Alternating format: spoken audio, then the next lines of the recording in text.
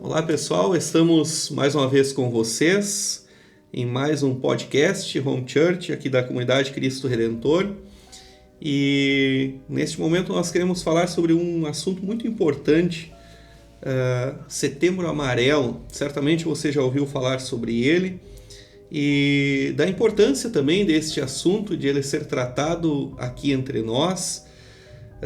Também atinge muitas das nossas famílias, muitos cristãos. Enfim, e nós queremos conversar um pouquinho sobre isso. Tenho aqui junto comigo também um casal de psicólogos, a Juliana e o Francisco. E antes de passar a palavra para eles, trago alguns números que impressionam para que a gente comece essa nossa conversa. Hoje temos a estimativa de mais ou menos 800 mil pessoas que tiram a sua vida ou cometem o suicídio por ano no mundo todo. Também aqui no Brasil, a cada 45 minutos, um brasileiro tira a sua vida. E esses números são grandes e nos chocam. E principalmente também, o que mais me chama a atenção destes números é que entre os jovens de 14 a 29 anos, a segunda maior causa de mortes é o suicídio. Então, algo bem presente assim na nossa vida, algo próximo de nós. Queremos conversar um pouquinho sobre isso.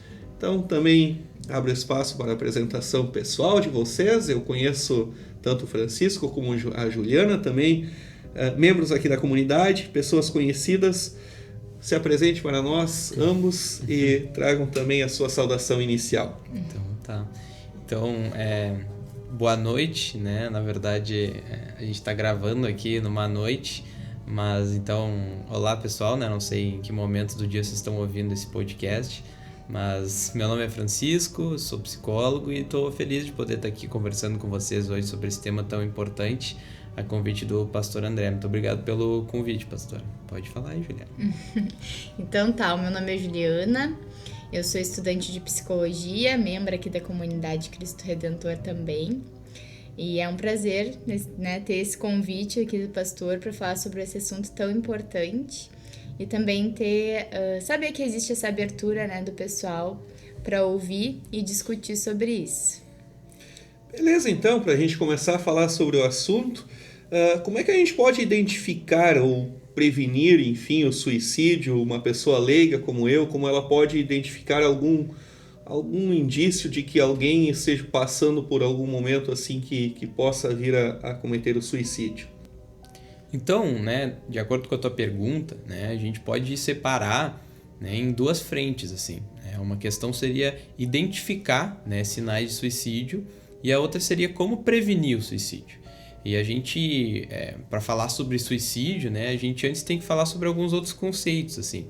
Quando a gente fala sobre identificar sinais de suicídio, né, a gente está falando sobre o suicídio como um fenômeno, né? Então, cometer o suicídio, né, seria esse ato de tirar a própria vida, né? Mas para chegar até esse momento, né, de ter esse ato de tirar a própria vida, né, tem todo um contexto na volta da pessoa, né, e dentro dela que está acontecendo ali para ela acabar, né, chegar a cometer esse ato de tirar a própria vida, que seria o suicídio. Sim, e para as pessoas chegar a esse ponto, né, de cometer, de botar em ação qualquer planejamento ou qualquer pensamento que venha a ter sobre essa destruição de si, né, esse fazer mal a si mesmo, precisa acontecer uma série de coisas, né, internas e externas, né, às vezes partindo de dentro delas, às vezes partindo do ambiente, mas há sinais dessa tristeza profunda, desse sofrimento profundo que a gente pode notar, né? Algumas dessas características são muito frequentes na depressão, por exemplo, né? A depressão pode se demonstrar de diversas formas. Mas algumas delas são a ausência desse autocuidado, né? Quando a pessoa, por exemplo, deixa de se alimentar, deixa de se cuidar, né? A pessoa se isola muito, né? Não quer convívio com as pessoas. E tem falas de muita desesperança, né? Como que são essas falas, né? Alguns exemplos, vamos pensar, Francisco. Ninguém se importa comigo, né? ou não vejo muito sentido na minha vida, ou essas coisas nunca vão mudar, né? Ou me sinto burro e vou ser burro sempre, Essas né? frases, elas por vezes, elas são identificadas por nós, quem é leigo, como sendo algum comportamento talvez de alguma pessoa depressiva. E aí muitas vezes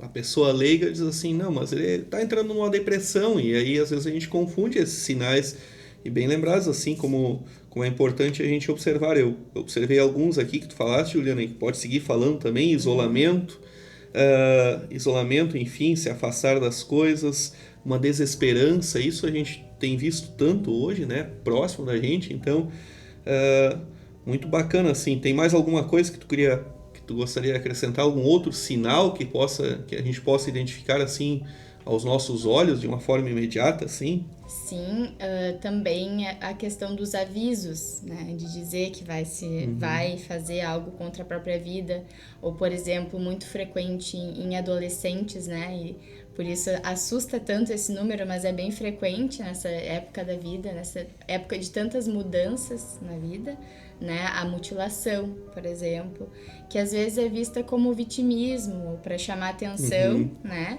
Mas que é um aviso, sim, para uma pessoa fazer isso, ou avisar, ou pensar nisso, ela tá em muito sofrimento realmente, assim, né? E às vezes a gente não compreende, se vai fazer, né? Por que avisa? Então, se quer fazer realmente, Isso. mas ela não quer, né? Popularmente a gente tem tem no conhecimento popular, assim, as pessoas dizem assim, olha, quem avisa muito, ele não faz, né? Isso é mito ou é verdade? O que tem de verdade nisso? Ou não? Aquela pessoa que fala muito em se suicidar, ela tem uma chance maior, menor? Ou o que vocês podem deixar pra gente? Essa pessoa que fala, na maioria das vezes, assim, acho que a gente pode botar aí muito mais de 90%, quase sempre, né? Ela realmente tá... Acho que 100% das vezes ela tá num sofrimento muito grande para chegar a esse ponto. Mas quase sempre realmente é a intenção dela, né? E aí é muito delicado a gente falar em intenção, né? Na verdade, pode não ser a intenção, mas esse suicídio, esse ato do suicídio, ele é quase sempre causado por diminuição de uma dor que está muito grande. Essa dor tá tão grande que essa pessoa não consegue suportar mais ela em vida e resolve fazer algo extremo, como pôr ao ato tirar a sua própria vida. Então, o suicídio, né, não é a pessoa querer fazer mal a si mesma, mas é ela querer acabar com aquela dor que ela está sentindo. Seria uma fuga daquela realidade que ela vive naquele momento. Né? Então, por isso que a desesperança, né, vem de uma visão da pessoa, da própria vida, do mundo, onde ela não vê outras soluções possíveis, onde ela só consegue enxergar a solução possível de resolver aquela dor, né, cometendo o suicídio. Então, o suicídio vem desse querer acabar com a dor. E às vezes a gente percebe isso como no senso comum, assim, né? Nessa rapidez do mundo que a gente tem que viver, nessa praticidade, como vitimismo, né? Pode soar como vitimismo isso, né? Sim. Mas, assim, não. Sofrimento psíquico é real mesmo, sente na pele, nos ossos, no peito, e é duro. E agora outra pergunta assim que me veio à mente assim, a pessoa que não passa por algum distúrbio psíquico, ela tem alguma chance de cometer o suicídio também, ou é muito distante essa possibilidade? Na verdade, assim, a gente, né, tendo falado tudo isso, né, se a gente for falar assim, não tem como uma pessoa sem um distúrbio, né, cometer suicídio. Eu acho que isso é algo complexo da gente afirmar, né? Se uma pessoa não tem distúrbio, ela não vai cometer o suicídio. Até porque muitos distúrbios não são caracterizados, assim, não são diagnosticados exatamente por um preconceito também que se existe com a saúde mental. Exato. Às vezes a pessoa pode ter um transtorno, um distúrbio, né? Sim. Mas ainda não foi identificado, não foi diagnosticado, né? Isso. E aí, por isso, é muito difícil a gente afirmar falar, né? Uma pessoa que cometeu suicídio, ela não tinha nenhum tipo de transtorno emocional. É muito difícil, talvez ela não tivesse sido diagnosticada, não foi num profissional, e o profissional não falou para ela, por exemplo, tu tem depressão, porque ela nunca foi num profissional, talvez, né?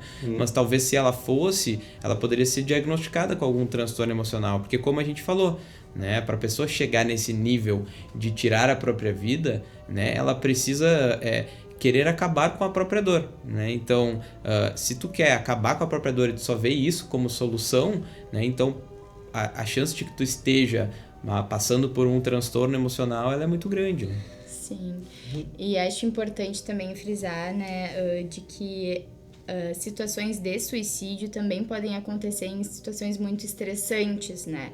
Não necessariamente, por exemplo, a pessoa tinha sinais de depressão ou de algum outro transtorno antes na sua vida, mas com uma situação muito estressante, por exemplo, suicídio de outro familiar pode desencadear, é um fator de risco para suicídio, por exemplo, né? Ter outro familiar que faz isso, perceber essa situação, ou uma situação de muito estresse, mudança na vida repentina, assim, pode trazer ideações, por exemplo. O suicídio é muito diferente da ideação, né?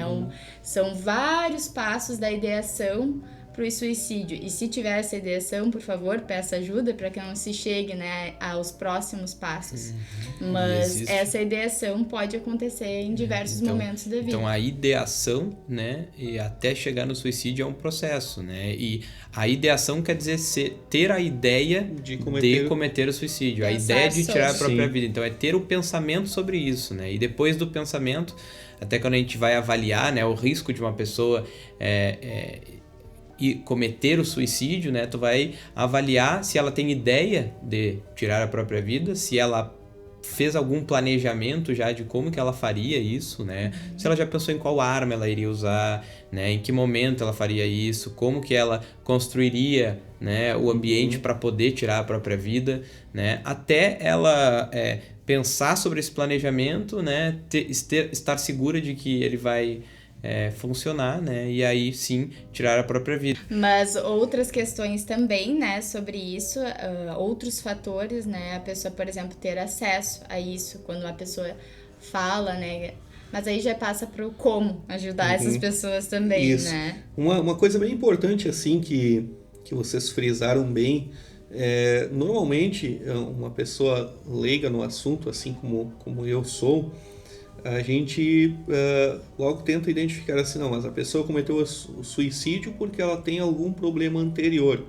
Só que uma coisa que tu falaste, Francisco, me chamou bastante atenção, assim, às vezes a gente não sabe se a pessoa tem ou não tem esse problema. Então, ali está talvez uma das grandes causas dos jovens que hoje eles se abrem muito pouco, têm muito pouco relacionamento com os pais, e nesse momento de pandemia que a gente vive, eu tenho relatos de muitos jovens aqui da comunidade em que eles saem apenas para almoçar, para fazer uma refeição, ficam nos seus quartos, enfim. Então, atenção, pais, assim, porque às vezes eles estão dando sinais de que tem algum problema acontecendo e a gente não percebe esses sinais.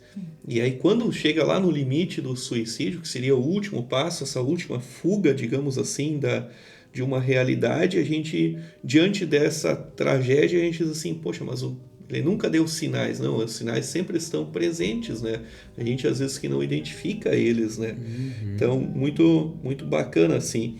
E o que a gente poderia fazer, assim, com uma pessoa que fala muito em tirar a sua vida, ou que já tem a ideia de tirar a sua vida, já tenha dado esses sinais? Qual seria o primeiro passo, assim, quando a gente tem alguém ao nosso redor, o que a gente poderia fazer com essa pessoa? Sim.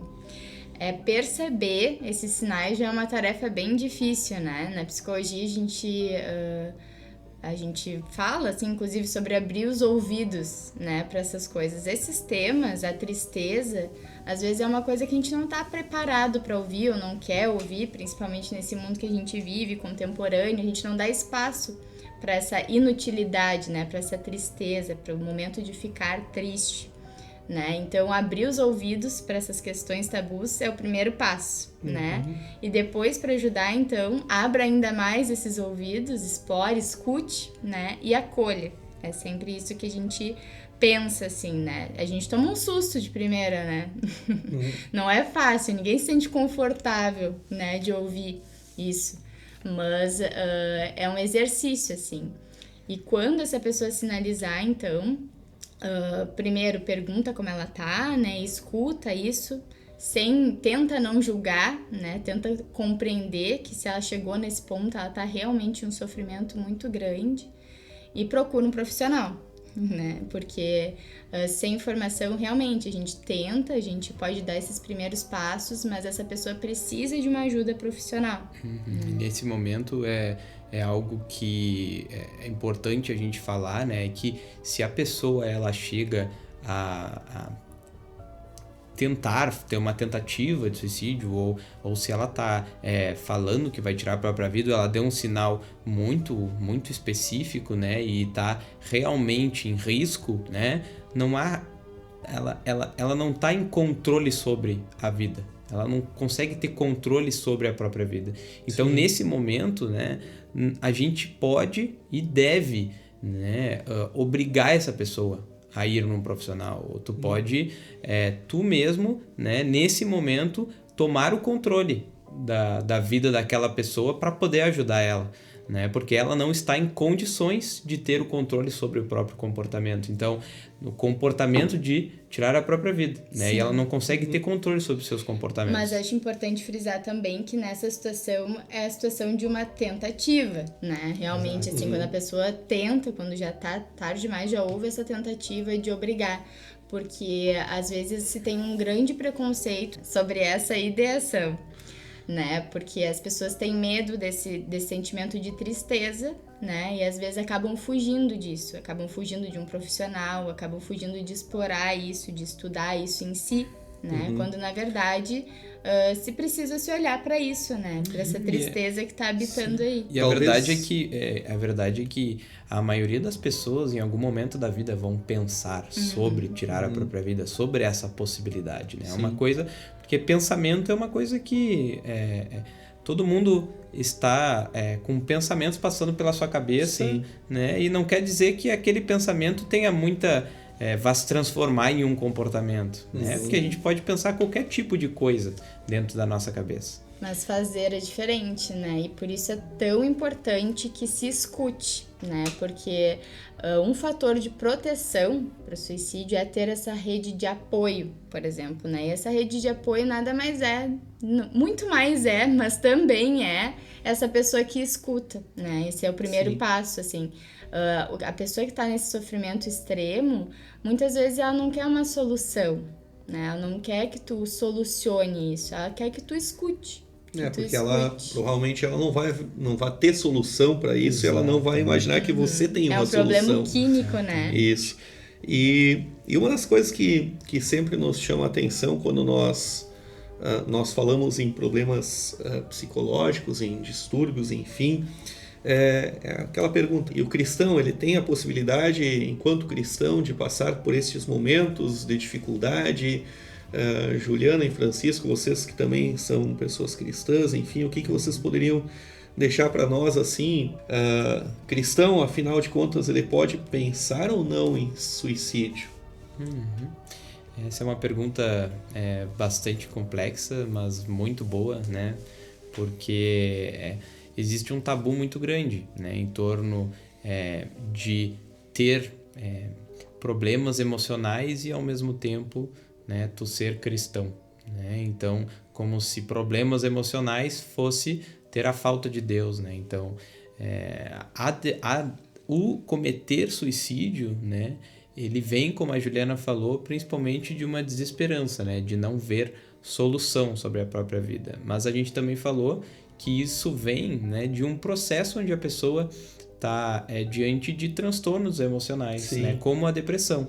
E pessoas que são cristãs também são pessoas, são seres humanos. Então, como a Juliana falou, né, muito parte da depressão, né, tá dentro do nosso cérebro, né, na química do nosso cérebro. Então, ninguém tem controle sobre a química do seu próprio cérebro, né? Qualquer pessoa está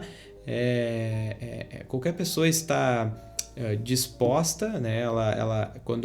Depois que ela nasce, ela já tem a chance de em algum momento ter depressão. Então, tanto que a gente vê muitas pessoas famosas falando, né? A depressão não escolhe, né? Ela simplesmente vem. Né? Então, se tu tem algo que tem uma origem em grande parte química, né? Todos nós temos um cérebro. Então, se temos um cérebro, estamos com a chance de ter a depressão em algum momento. Queres complementar, Ju? Tem uma metáfora, né? Quando a gente faz em psicologia, a gente pensa muito isso, né? Às vezes o pessoal diz, vai largar Deus, né? Não vai perder tua fé, né? Porque vai tentar explicar as tuas emoções, a tua alma através da ciência, né? E acho que é importante a gente falar sobre isso aqui também na minha reflexão, né, com Deus, enquanto fazia psicologia. Eu pensava muito sobre isso, né? Por que Deus permite, né, que se desenvolvam essas ciências? Qual é o intuito dele quando se desenvolvem essas ciências? Por que eu gosto tanto disso? Por que eu me vejo nesse lugar, né? E conversando muito com Deus, né, eu fui percebendo que ele tinha algum propósito também desenvolver essa ciência, né? Que ele tinha algum propósito, que essa era uma forma de cuidar das pessoas, né? E fui percebendo também que essa ilusão de que a nossa alma comanda o nosso corpo, né? E que a gente consegue ter todo esse controle, isso às vezes pode ser um pouco ilusório, né? Essa alma é mais barro, né? Esse espírito que habita nesse barro, ele se funde com esse barro.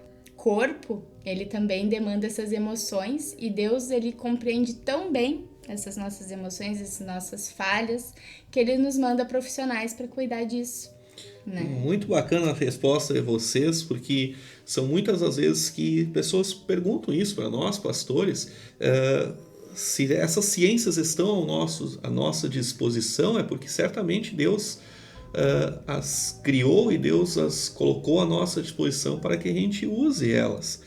E todos os profissionais, tanto de psicologia, enfim, eles têm uma função muito especial para nós cristãos também.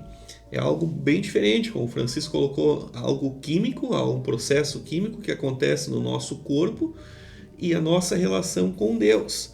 Por vezes a nossa relação com Deus ela pode estar muito boa, muito tranquila, e nós de igual forma passamos por momentos de medo, de desespero, e assim muitos personagens bíblicos que estão aí para o nosso exemplo, né, passaram por momentos assim. Então fica a sugestão assim, você que nos acompanha, na sua família, se você participa da igreja, mesmo o seu jovem participando da igreja, perceba esses sinais, porque mesmo essas pessoas podem ter esses sinais de tristeza, enfim, de querer fugir de algum problema, de alguma coisa, e buscar a solução de alguma outra forma. Por isso, estamos também falando sobre esse assunto, e a palavra de Deus nos fala muito sobre a tristeza, enfim, sobre momentos de sofrimento, sobre momentos em que nós passamos por dificuldades. E um dos textos é o texto do Salmo 42, versículo 11, que nos diz assim: por que estou tão triste? Por que estou tão aflito? Eu porei a minha esperança em Deus e ainda o louvarei. Ele é o meu Salvador e o meu Deus. Aqui nós temos uma bonita poesia cantada pelo povo de Deus, e este povo se pergunta do porquê da sua tristeza, do porquê da sua angústia, mesmo colocando a sua esperança em Deus.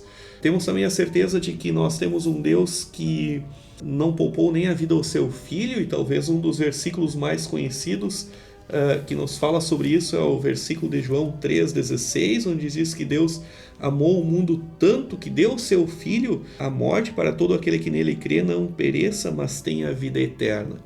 Conhecemos essa verdade bíblica. Deus nos criou, Deus nos salvou, Deus habita em nós através da ação do Espírito Santo, mas continuamos sendo seres humanos, que nem o Francisco colocou há pouco. E como seres humanos nós precisamos também cuidar uns dos outros. Quando Cristo nos ensina ou resume a sua lei em 2 mandamentos, amar a Deus acima de todas as coisas e amar ao próximo como a si mesmo, acho que aqui também está incluído esse cuidado que nós precisamos ter com aqueles que estão ao nosso redor, de observar os sinais, de falar com eles, de ouvir, que nem a Juliana colocou bastante, de estar pronto para alcançar assim a mão se for necessário. Alguma coisa que vocês queiram ainda acrescentar a esse momento, tanto Francisco como Juliana? Acho que talvez uma palavra final, né, que uma coisa que a Ju falou, né, que eu acho que é o mais importante, que é em momentos onde a pessoa esteja passando por um sofrimento, né, ou se ela falar sobre tirar a própria vida, né, que se dê um espaço de ouvir, né, de acolher, de não julgar, né, porque às vezes a gente até pode pensar que a gente está ajudando, né, falando para aquela pessoa para ela pensar positivo ou para ela pensar como que tu está enxergando dessa forma, tu tem que parar de enxergar. A verdade é que a pessoa está enxergando daquela forma, né, e só o que ela precisa é alguém que ouça ela, né, e que acolha ela, porque quando a gente fala para ela, por exemplo, algo desse tipo que eu mencionei, né, que tu tem que enxergar positivo, ela vai continuar enxergando daquela forma, né, se for dada esse tipo de ajuda para ela, né? Às vezes a gente acha que a gente está ajudando, mas a gente acaba prejudicando ainda mais, né? E tá tudo bem, né? Porque a gente não foi preparado para lidar com coisas assim.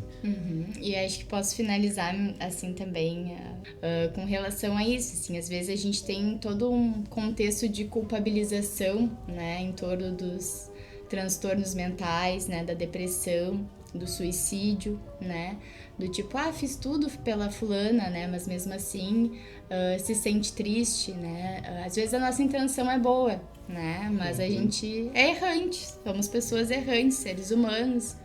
Então, apesar das coisas acontecerem, que a gente tenha também essa humildade para saber escutar, né? Que acho que o foco da nossa conversa foi isso, né? Saber quando escutar para poder ajudar. Nem sempre a gente tem a solução na ponta da língua, né? Exatamente. E a verdade é que poucas vezes a gente tem a solução, né? A solução é escutar. A solução é estar presente, se fazer presente e se mostrar ali, né? Não para mostrar uma solução, mas simplesmente para estar ali. Abrir os ouvidos e o coração para aquilo, né? Muito bem, foi muito bom estar com vocês, tanto Francisco como Juliana, nossos conhecidos, nossos amigos. E assim a gente finaliza então mais este momento deste podcast, dessa conversa. E assim como diz o nome, Home Church, que em cada casa de vocês também Deus possa habitar e que nós possamos ter alcançado mais uma vez a cada um de vocês com a palavra de Deus. Fiquem com Deus e até um próximo momento. Tchau. Tchau. Tchauzinho.